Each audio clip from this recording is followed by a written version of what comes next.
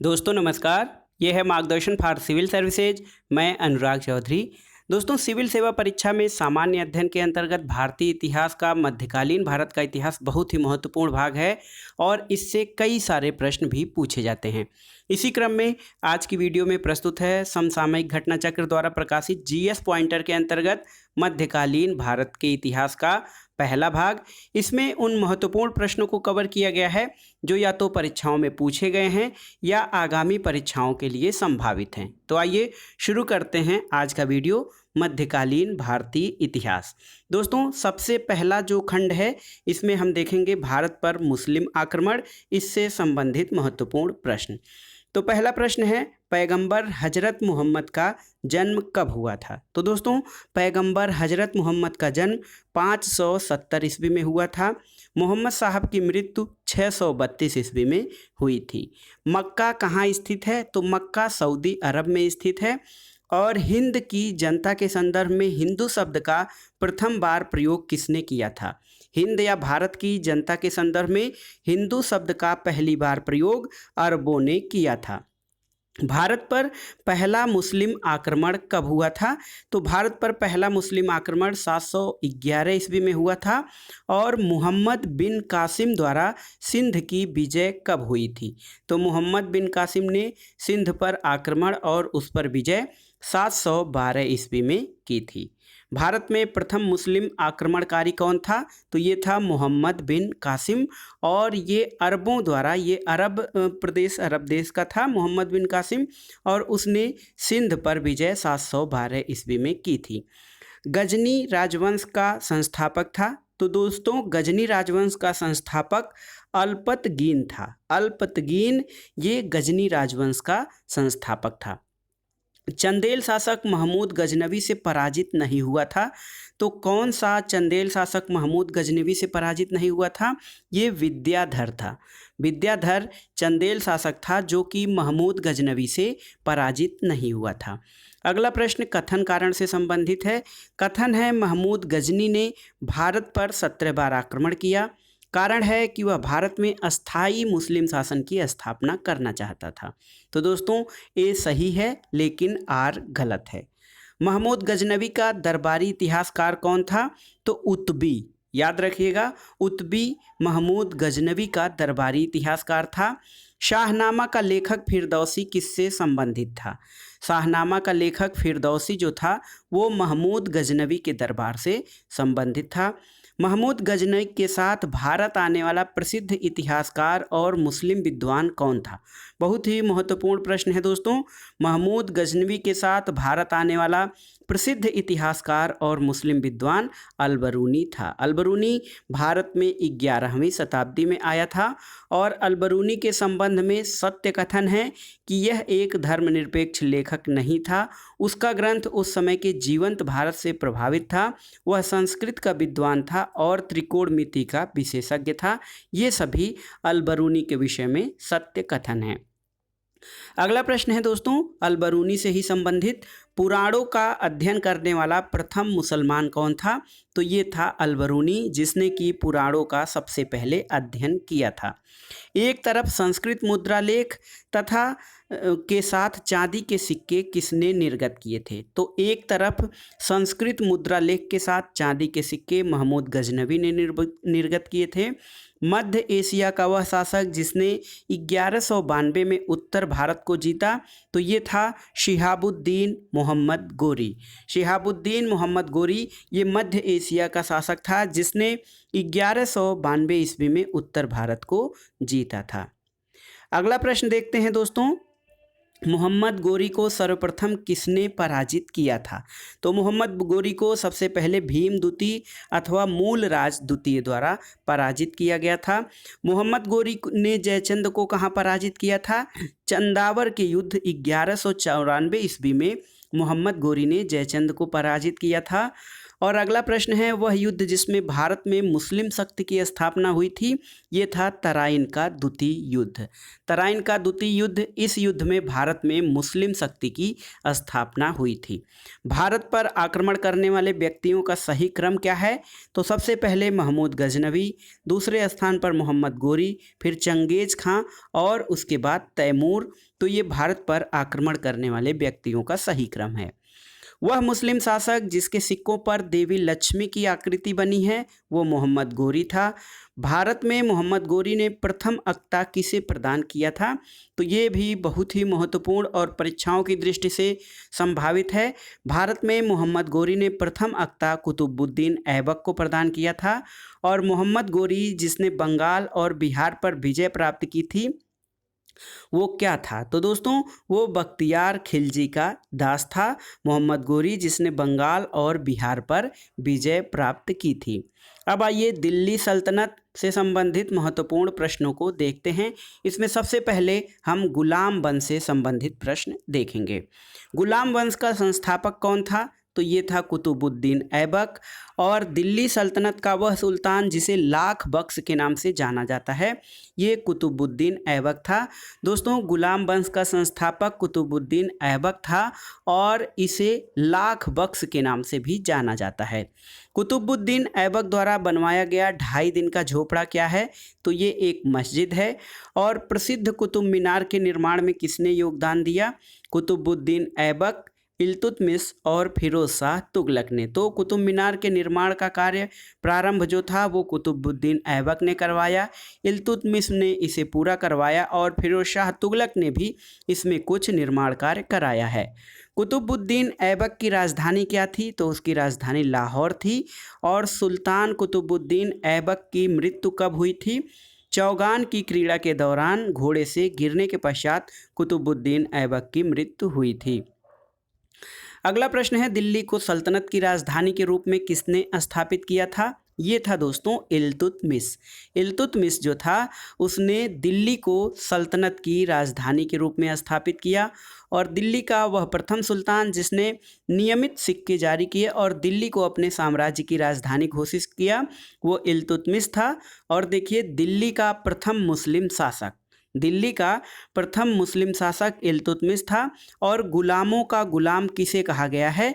तो ये इल्तुतमिश को कहा गया है दोस्तों, गुलाम का गुलाम, क्योंकि ये जो इल्तुतमिश था ये कुतुबुद्दीन ऐबक का गुलाम था, जबकि कुतुबुद्दीन ऐबक खुद मोहम्मद गोरी का गुलाम था। मध्यकालीन भारत की प्रथम महिला शासिका कौन थी? तो ये थी रजिया सुल्तान, मध्यकालीन भारत की प्रथम महिला शासिका। अगला प्रश्न है, मंगोल आक्रमणकारी चंगेज खां भारत की उत्तर पश्चिम सीमा पर कब आया था? तो इल्तुतमिश के काल में मंगोल आक्रमणकारी चंगेज खां भारत की उत्तर पश्चिम सीमा पर आया था। मंगोल प्रथम बार सिंधु के तट पर देखे गए थे, तो ये इल्तुतमिश के शासनकाल में। और चंगेज खां का मूल नाम क्या था दोस्तों? चंगेज खां का मूल नाम तेमुचिन था। बहुत ही महत्वपूर्ण प्रश्न है, तेमुचिन था चंगेज खां का मूल नाम। इल्तुतमिश ने बिहार में अपना प्रथम सूबेदार किसे नियुक्त किया था? मलिक जानी को। रजिया बेगम को सत्ताच्युत करने में किसका हाथ था? तुर्कों का हाथ था। और दिल्ली के सुल्तान बलबन का पूरा नाम क्या था? तो ये था गयासुद्दीन बलबन, दिल्ली के सुल्तान बलबन का पूरा नाम। दिल्ली का वह सुल्तान जिसके विषय में कहा गया है कि उसने रक्त और लौह की नीति अपनाई थी, तो ये बलबन के बारे में कहा गया है कि उसने रक्त और लौह की नीति अपनाई थी। अगला प्रश्न कथन कारण से संबंधित है। बलबन ने अपने शासन को शक्तिशाली बनाया और सारी सत्ता अपने हाथ में केंद्रित कर ली। कारण था कि वह उत्तर पश्चिम सीमा को मंगोल आक्रमण से सुरक्षित रखना चाहता था। दोस्तों ए और आर दोनों सही है, किंतु ए की समुचित व्याख्या आर नहीं करता है। अपनी शक्ति को समेकित करने के बाद बलबन ने क्या धारण की थी? तो अपनी शक्ति को समेकित करने के बाद बलबन ने जिल्ले इलाही की उपाधि धारण की थी। भारत में प्रसिद्ध फारसी त्यौहार नवरोज को किसने आरंभ करवाया था? तो नवरोज त्यौहार का आरंभ करवाने वाला सुल्तान बलबन था। बलवन के संदर्भ में जो सही कथन है उसके बारे में आइए जानते हैं। तो सही कथन है बलवन के बारे में कि उसने नियामत खुदाई के सिद्धांत का प्रतिपादन किया था, तुर्कान चहलगानी का प्रभाव समाप्त किया, बंगाल के विद्रोह का दमन किया और नसीरुद्दीन मोहम्मद ने उसे उलूग खां की उपाधि दी थी। अगला प्रश्न है, गढ़मुक्तेश्वर की मस्जिद की दीवारों पर अपने शिलालेख में स्वयं को खलीफा का सहायक किसने कहा है? तो दोस्तों बलवन ने स्वयं को खलीफा का सहायक कहा है। अब आइए देखते हैं महत्वपूर्ण वंश खिलजी वंश के संबंध में महत्वपूर्ण प्रश्न। पहला प्रश्न है, जब उसने राजत्व प्राप्त किया तो वह शरीयत के नियमों और आदेशों से पूर्णतया स्वतंत्र था। बर्नी ने यह कथन किस सुल्तान के बारे में कहा है? तो ये सुल्तान अलाउद्दीन खिलजी के बारे में कहा गया है कि जब उसने राजत्व या किंगशिप प्राप्त किया तो वह शरीयत के नियमों और आदेशों से पूर्णतया स्वतंत्र था। वह सुल्तान जो नया धर्म चलाना चाहता था किंतु उलेमा लोगों ने विरोध किया था, वो अलाउद्दीन खिलजी था। और दिल्ली का सुल्तान जिसने सिकंदर सानी की मनोपाधि से धारण की थी, तो सिकंदर सानी की उपाधि धारण करने वाला सुल्तान अलाउद्दीन खिलजी था। अलाउद्दीन खिलजी का प्रसिद्ध सेनापति जिसकी मंगोलों के विरुद्ध लड़ते हुए मृत्यु हुई थी वो था जफर खान। जफर खान अलाउद्दीन खिलजी का सेनापति था जिसकी मंगोलों के विरुद्ध लड़ते हुए मृत्यु हो गई थी। खिलजी वंश से संबंधित अगला प्रश्न है दोस्तों, रानी पद्मिनी का नाम अलाउद्दीन की चित्तौड़ विजय से जोड़ा जाता है, उनके पति का क्या नाम था? तो रानी पद्मिनी या पद्मावती के पति का नाम राणा रतन सिंह था। अगला प्रश्न कथन कारण से संबंधित है। कथन है अलाउद्दीन के दक्षिणी अभियान धन प्राप्ति के अभियान था और कारण है यह दक्षिणी राज्यों को कब्जे में करना चाहता था। तो ए सही है लेकिन आर गलत है दोस्तों। अलाउद्दीन खिलजी के आक्रमण के समय देवगिरी का सहायक कौन था? तो ये था रामचंद्र देव। वह सुल्तान जिसके काल में खालिसा भूमि अधिक पैमाने में विकसित हुई अलाउद्दीन खिलजी था। वह सुल्तान जिसके बारे में कहा जाता है कि उसने भूमि कर को उत्पादन के 50% तक कर दिया था अलाउद्दीन खिलजी। और अलाउद्दीन खिलजी के संबंध में सही कथन कौन से हैं? तो उसने कृष्ट जमीनों की पैमाइश के बाद जमीन की मालगुजारी वसूल की और उसने प्रांतों के गवर्नरों के अधिकारों को समाप्त किया था। अगला प्रश्न कथन कारण से संबंधित है। कथन है अलाउद्दीन खिलजी ने दिल्ली में मूल्य नियंत्रण लागू किया था, कारण है वह दिल्ली में अपने राजभवन के निर्माण में लगे हुए कारीगरों को कम वेतन देना चाहता था। तो ए सही है लेकिन आर गलत है। वह सुल्तान जिसने बाजार सुधार लागू किए अलाउद्दीन खिलजी था। मूल्य नियंत्रण पद्धति को पहली बार किसने लागू किया था? तो दोस्तों बाजार नियंत्रण, सार्वजनिक वितरण प्रणाली और मूल्य नियंत्रण पद्धति को पहली बार लागू करने वाला अलाउद्दीन खिलजी था। घड़ी अथवा गृहकर लगाने वाला दिल्ली का प्रथम सुल्तान कौन था? अलाउद्दीन खिलजी। और 1306 ईस्वी के बाद अलाउद्दीन खिलजी के समय में दिल्ली के सुल्तान और मंगोलों के बीच की सीमा क्या थी? तो ये सिंधु नदी थी, दिल्ली के सुल्तान और मंगोलों के बीच की सीमा। अगला जो सब टॉपिक है वो है तुगलक वंश। तुगलक वंश से संबंधित जो प्रमुख प्रश्न हैं उसमें पहला प्रश्न है अलाउद्दीन खिलजी का वह सेनाध्यक्ष जो तुगलक वंश का प्रथम सुल्तान बना वो गाजी मलिक था। सबसे अधिक समय तक देश में किसने शासन किया? तुगलक वंश के सुल्तानों ने। और दिल्ली सल्तनत का सर्वाधिक विद्वान शासक जो खगोल शास्त्र, गणित और आयुर्विज्ञान सहित अनेक विद्याओं में माहिर था वो था मोहम्मद बिन तुगलक। अगला प्रश्न है दीवाने अमीर कोही नामक एक नया विभाग किस सुल्तान द्वारा शुरू किया गया था? तो ये मोहम्मद बिन तुगलक था। और दिल्ली का वह सुल्तान जिसने पृथक कृषि विभाग की स्थापना की और फसल चक्र की योजना बनाई थी मोहम्मद बिन तुगलक था। मोहम्मद बिन तुगलक ने अपनी राजधानी दिल्ली से कहाँ ले गया था? तो ये दिल्ली से दौलताबाद मोहम्मद बिन तुगलक ले गया था। और भारत में सर्वप्रथम सांकेतिक मुद्रा का प्रचलन भी मोहम्मद बिन तुगलक ने ही कराया था।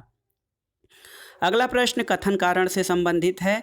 कथन है दोस्तों मोहम्मद बिन तुगलक ने एक नया स्वर्ण सिक्का जारी किया जो इब्न बतूता द्वारा दीनार कहलाया गया। कारण है मोहम्मद बिन तुगलक पश्चिम एशियाई तथा उत्तरी अफ्रीकी देशों के साथ व्यापार में अभिवृद्धि के लिए स्वर्ण सिक्कों की टोकन मुद्रा जारी करना चाहता था। तो ए सही है लेकिन आर गलत है। अगला प्रश्न कथन कारण से है। कथन है मोहम्मद तुगलक की प्रतीक मुद्रा योजना असफल सिद्ध हो गई थी।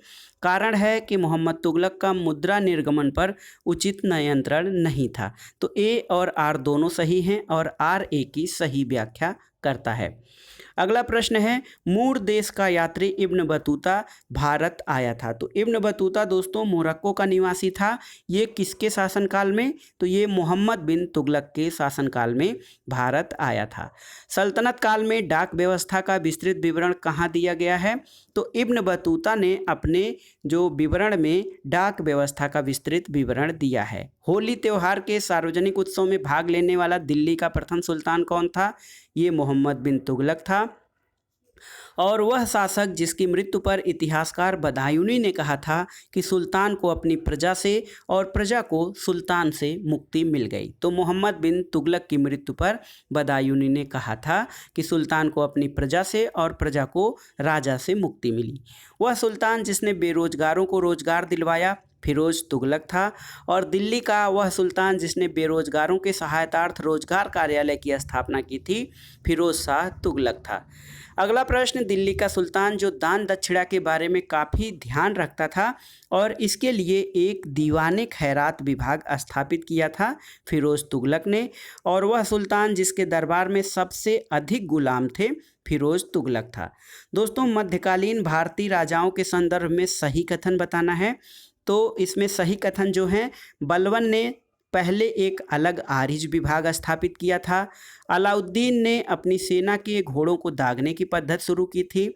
मोहम्मद बिन तुगलक के बाद दिल्ली की गद्दी पर उसका चचेरा भाई बैठा था।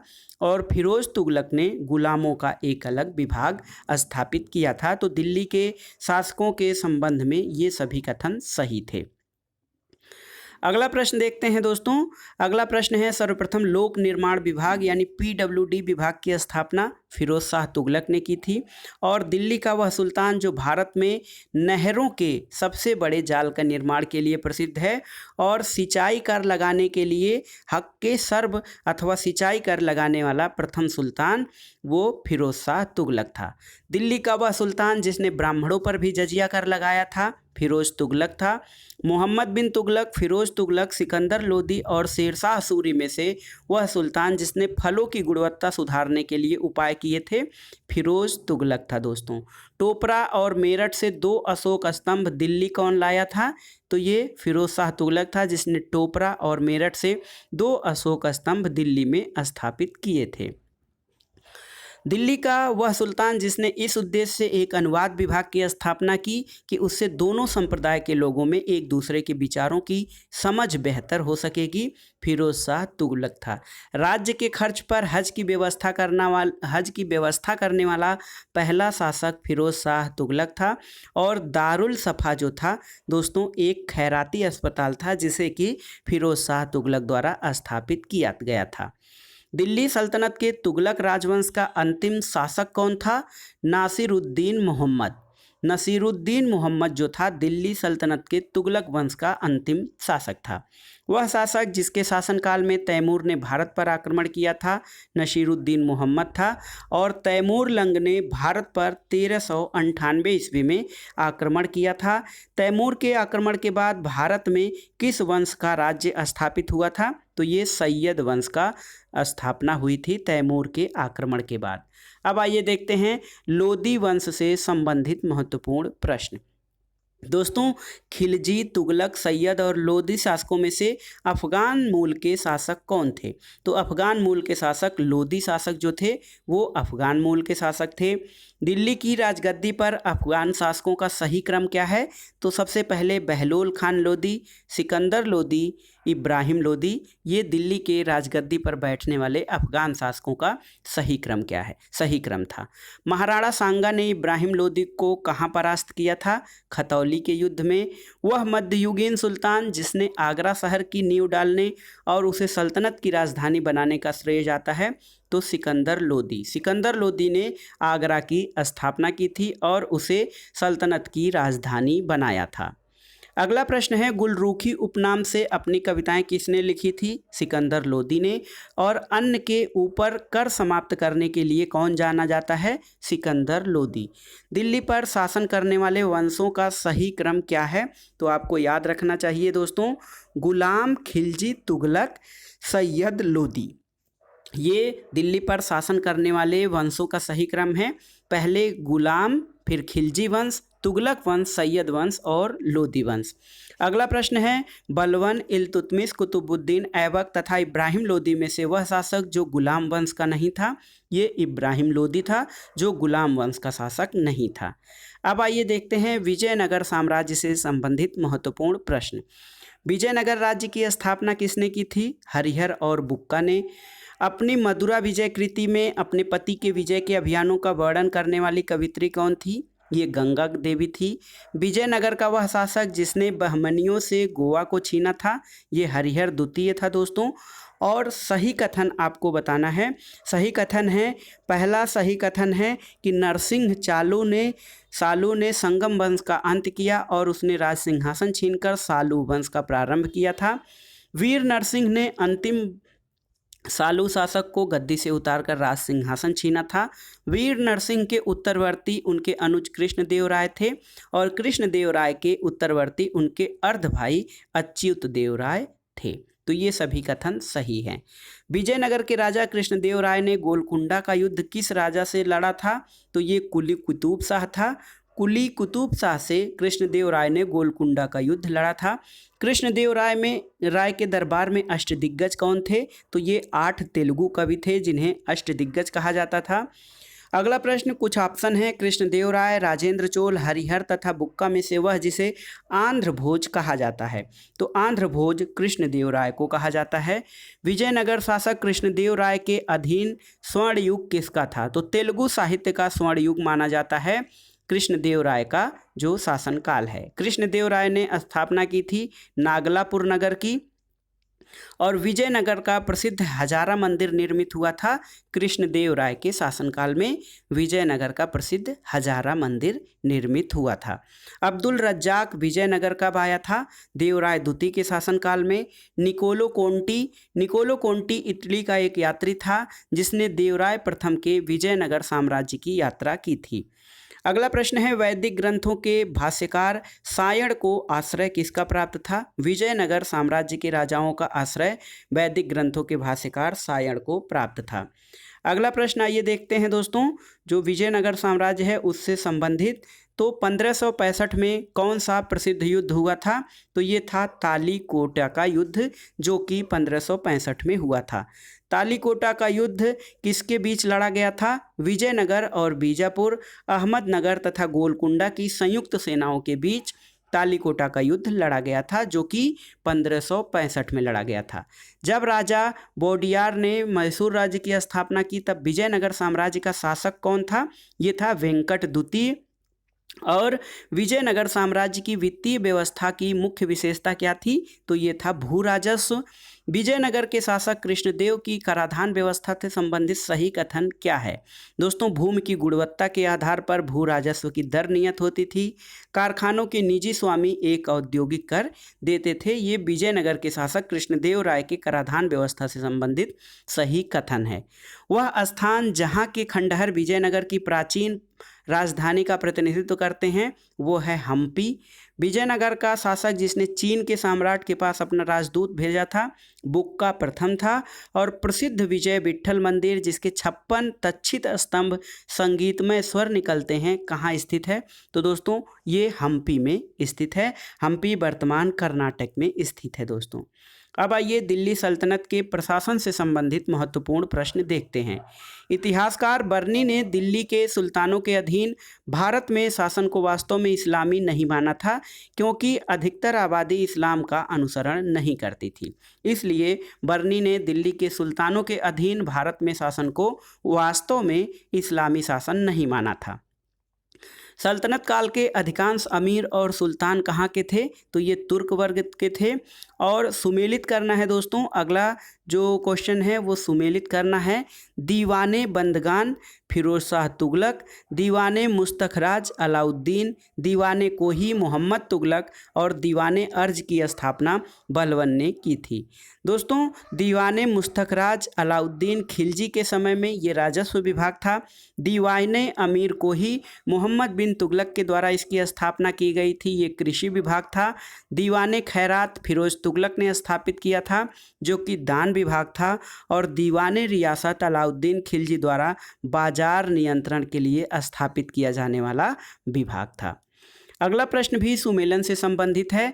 दीवाने अर्ज सेना विभाग से संबंधित है और दीवाने रिलासत धार्मिक मुद्दों से संबंधित, दीवाने इंसा सरकारी पत्र व्यवहार से संबंधित और दीवाने वजारत जो था वो वित्तीय मामलात से संबंधित विभाग था।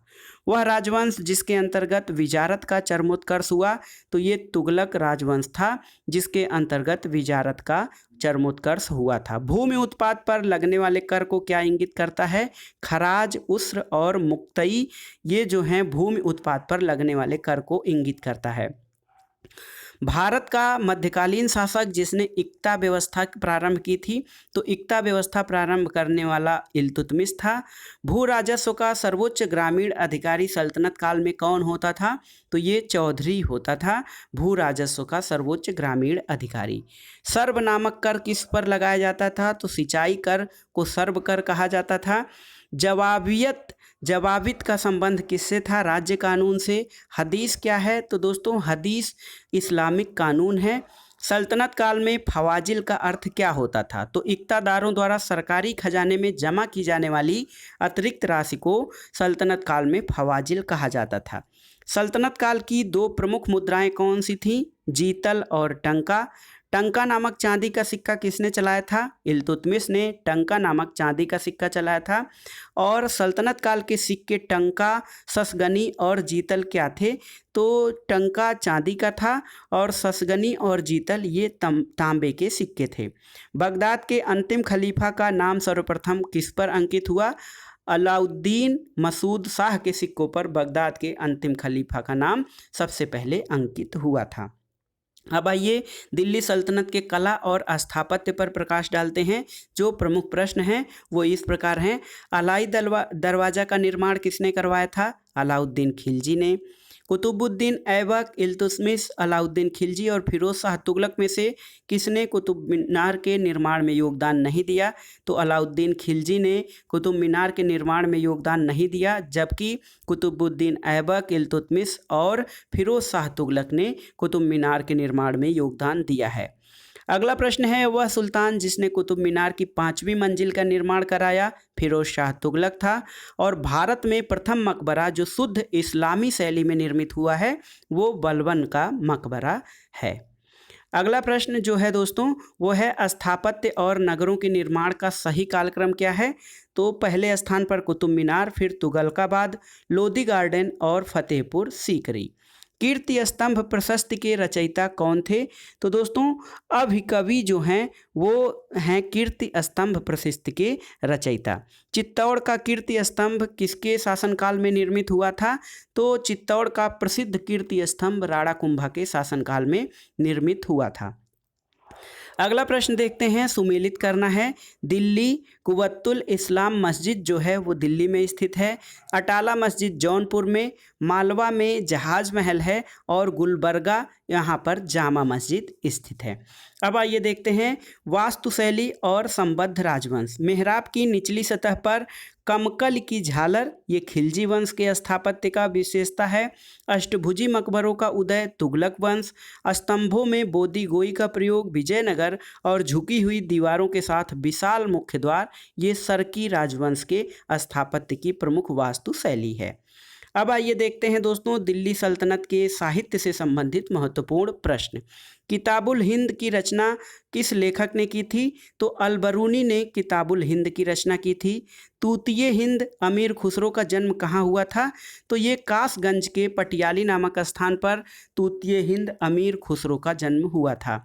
स्वयं को हिंदुस्तान का तोता किसने कहा है? अमीर खुसरो ने। अमीर खुसरो ने अब अग्रगामी की भूमिका निभाई थी? तो दोस्तों खड़ी बोली के विकास में अमीर खुसरो को सबसे महत्वपूर्ण स्थान प्राप्त है। दिल्ली के 7 सुल्तानों का शासनकाल किसने देखा था? अमीर खुसरो और शेख निजामुद्दीन औलिया ने दिल्ली के 7 सुल्तानों का शासनकाल देखा था। अगला प्रश्न है, प्रसिद्ध कवि अमीर खुसरो किसके दरबार में थे? अलाउद्दीन खिलजी के। अमीर खुसरो क्या थे? तो अमीर खुसरो बहुमुखी प्रतिभा के विद्वान थे। वो एक कवि, इतिहासकार और संगीतज्ञ भी थे।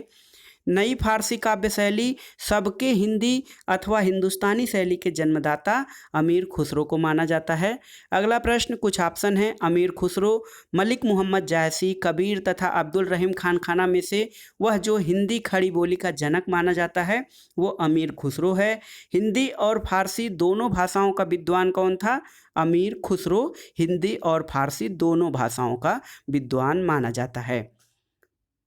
दोस्तों कुछ कथन हैं, सही कथन आपको बताने हैं। तो सही कथन है, हिंदू देवी देवताओं तथा मुस्लिम संतों की प्रशंसा में रचित गीतों का संग्रह किताबे नौरस इब्राहिम आदिल शाह दूती द्वारा लिखा गया था। और भारत में कव्वाली से जाने जाने वाली संगीत शैली के प्रारंभिक रूप के आरंभकर्ता अमीर खुसरो थे। तो ये दोनों कथन सही हैं। हिंदू देवी देवताओं और मुस्लिम संतों की प्रशंसा में रचित गीतों का संग्रह किताबे नौरस इब्राहिम आदिल शाह द्वारा लिखा गया। और भारत में कव्वाली के नाम से जाने जाने वाली संगीत शैली के प्रारंभिक आरंभकर्ता अमीर खुसरो थे। दोस्तों तबकाते नासिरी का लेखक कौन था? तो मिन्हास उस सिराज जो है वो तबकाते नासिरी का लेखक है। अरबी, फारसी, तुर्की और उर्दू भाषाओं में वह भाषा जिसे दिल्ली सुल्तानों ने संरक्षण प्रदान किया था वो फारसी भाषा थी। अपभ्रंश शब्द का प्रयोग मध्यकालीन संस्कृत ग्रंथों में होता था। अपभ्रंश क्या था? तो कुछ आधुनिक भारतीय भाषाओं के आरंभिक रूपों को इंगित करने के लिए अपभ्रंश शब्द का प्रयोग किया गया था। अगला प्रश्न सुमेलन से संबंधित है। सूची 1 का सुमेलन सूची 2 से करना है। जियाउद्दीन बर्नी, इसकी कृति तारीख़ फिरोज़शाही है। हसन निजामी ने ताजुल मासिर लिखा है। मिन्हास उस सिराज ने तबकात नासिरी और याहिया बिन अहमद की रचना तारीख़ मुबारक शाही है। तारीख़ हिंद या किताबुल हिंद की रचना अलबरूनी ने की है। तारीख़ दिल्ली अमीर खुसरो की रचना है। रेहला इब्न बतूता की रचना है। और तबकात नासिरी ये मिन्हास उस सिराज की रचना है। दोस्तों अगला प्रश्न है, बीड़ा, ढोलक, सारंगी और सितार में से वह संगीत वाद्य जिसे हिंदू मुस्लिम गान वाद्यों का सबसे श्रेष्ठ मिश्रण माना जाता है? तो सितार को हिंदू मुस्लिम वाद्य गान का सबसे श्रेष्ठ मिश्रण माना जाता है। संगीत यंत्र तबला का प्रचलन किसने किया था? तो तबला की शुरुआत अमीर खुसरो ने की थी। अगला प्रश्न, कुछ विकल्प हैं। जयचंद्र गढ़वाल, पृथ्वीराज चौहान, राणा कुंभा और मान सिंह में से वह राजपूत राजा जो संगीत पर एक पुस्तक के लेखक के रूप में जाना जाता है? संगीत पर एक पुस्तक का लेखक राणा कुंभा ने किया था। दोस्तों सुमेलन करना है। राणा कुंभा संगीत राज ग्रंथ का लेखक है। काशीनाथ शास्त्री अप्पा तु भासी रामचंद्रिका और पुंडरीक विट्ठल इन्होंने रागमाला लिखा है। और कृष्णानंद व्यास राग कल्पद्रुम के लेखक हैं। अगला प्रश्न, और इस भाग का जो मध्यकालीन भारत का पहला भाग है, इस भाग का अंतिम क्वेश्चन, दिल्ली का वह सुल्तान जिसने अपना संस्मरण लिखा था? तो ये था फिरोज तुगलक। दिल्ली का वह सुल्तान था जिसने अपना संस्मरण लिखा था। दोस्तों इसके दूसरे भाग में, मध्यकालीन इतिहास के दूसरे भाग में, हम दिल्ली सल्तनत से संबंधित विविध प्रश्नों से आगे इसके दूसरे भाग में शुरू करेंगे। आज का वीडियो कैसा रहा हमें कमेंट बॉक्स में ज़रूर बताइएगा। वीडियो को लाइक करें, शेयर करें और इस चैनल मार्गदर्शन फॉर सिविल सर्विसेज को सब्सक्राइब करें। वीडियो देखने के लिए धन्यवाद। नमस्कार दोस्तों।